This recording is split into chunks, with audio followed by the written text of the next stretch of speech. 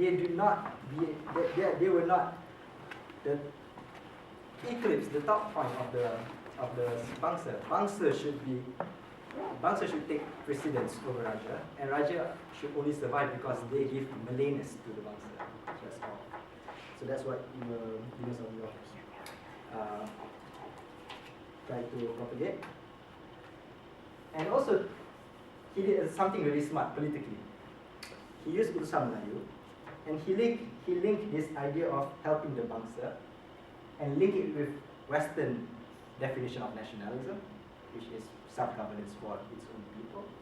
So he linked bangsa with self-governance simple by using the phrase Tanah Melayu.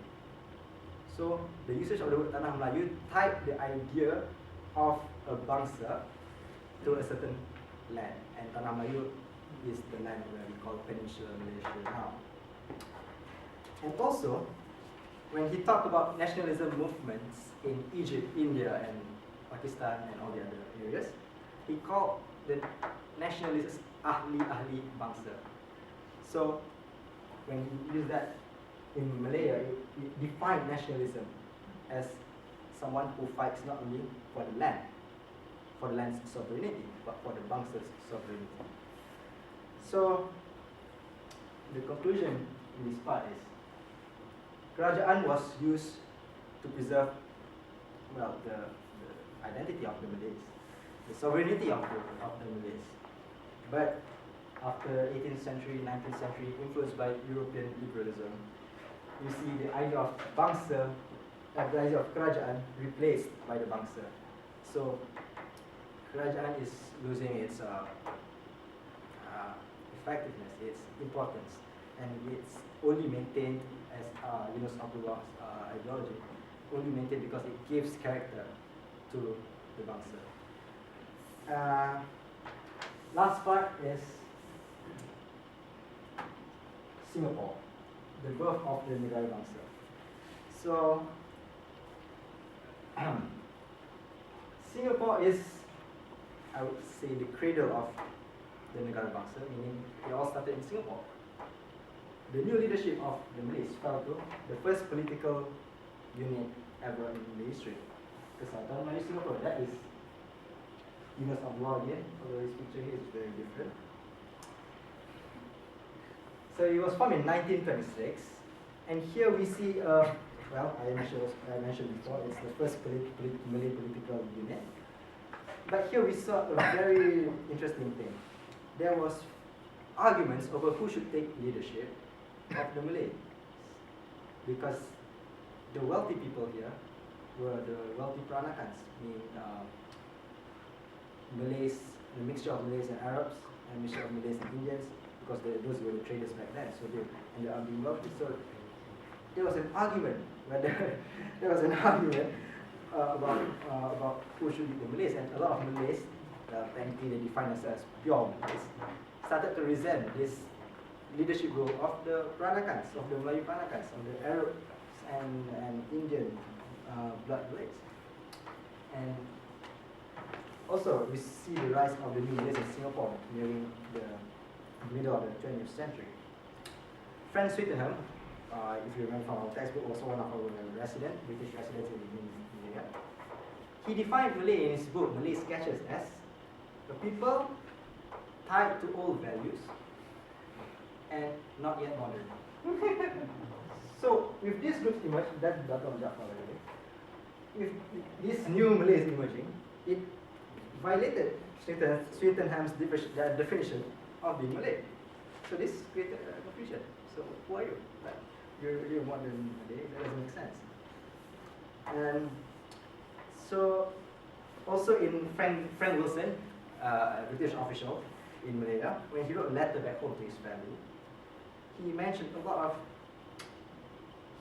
he wrote of the situation where the rise of the Malay middle class in Singapore. He mentioned about an Abdul Aziz, an inspector of Malay schools. There's an alias of Education Office, Lieutenant Hashim, leading the Malay soldiers in the British Army, and a lot of other names.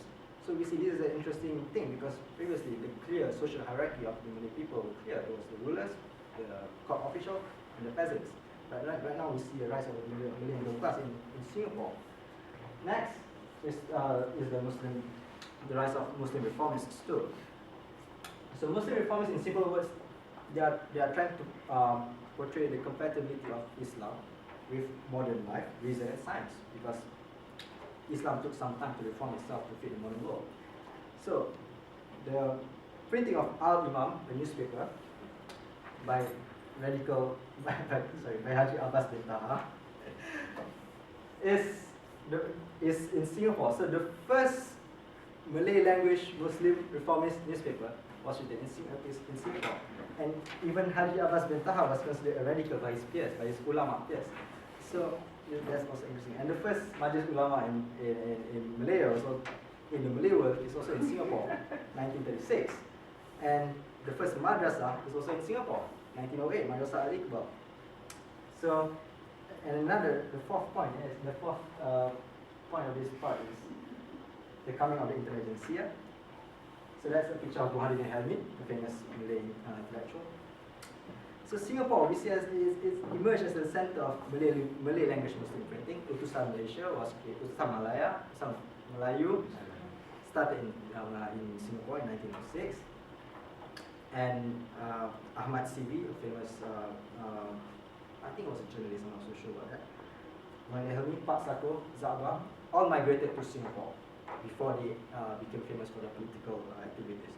On Jaafar in 1927 was exiled from Johor by the Sultan because of his radical views towards the ruling class, and he ran away to Singapore. He started Warta Malaya, his own newspaper.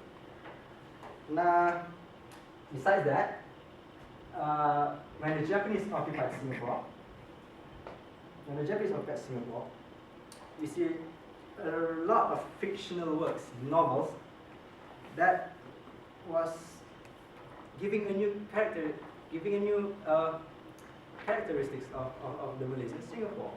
We see themes of economic independence, like the novel Ubi Kayu, that highlighted the importance of planting your own food. So this created a sense of economic independence and self-sufficiency among the Malays of Singapore. And also another novel by Pak Sako, Kenapa Menangis, where he criticized people who abandoned their community and said that everyone should work hard and contribute to their own people. So this created a theme of fighting for your people, community, fighting for your race, fighting for your country. And it's interesting here to see that 80 out of 105 poems produced during the Japanese occupation in Singapore was talking about the struggle for independence. So the conclusion here for the fourth part here is the essence of Malay nationalism was cultivated in the island of Singapore. Simple as that. There's nothing more to be elaborated on that. And now I reach the big conclusion. Okay. The conclusion. So what I'm trying to portray in this 20-minute presentation is that the Malay identity of the Malaccan period was at risk when Malacca fell. So we need to preserve the identity, and we did that through documenting it through myths. You know, the idea of being Malay, the idea of having Muslim as your religion, Islam as your religion, the idea of having the monarch, the adat, everything was mythified. And you need to create a glorious past in order to preserve that, because if it's not glorious, why would you keep it, right? And you do that by divine connections. You put the genealogy of your kings to great figures mentioned before, Alexander the Great.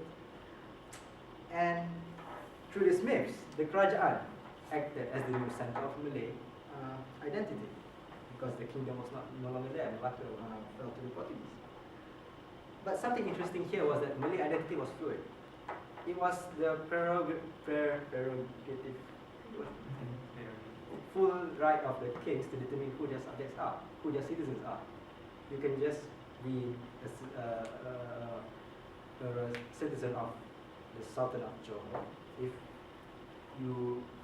your customs are suitable with the Johor custom, not depending on where you come from, what skin color or eye color you have.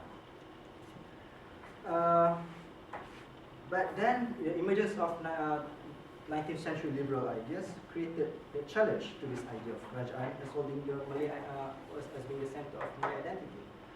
It created the idea of bangsa, a modern creation, but it also provides a platform for the Malay people to improve themselves. It created the perception that they no longer need the kerajaan to function. They can just take their own future into their own hands. And then the Utusan Melayu through Yunus Abdullah through Utusan Melayu link the idea of bangsa reform with the territory by using the word Tanah Melayu. And this tied Western nationalism in self-governance with the idea of bangsa reform. So there's no way to talk about nationalism in international Malaysia without touching Malay nationalism. And I would like to touch on the irony here is that Singapore was the cradle of the negara bangsa of Malaya. And it set the path for the fight for Merdeka in Peninsular Malaysia in the next decade. Thank you.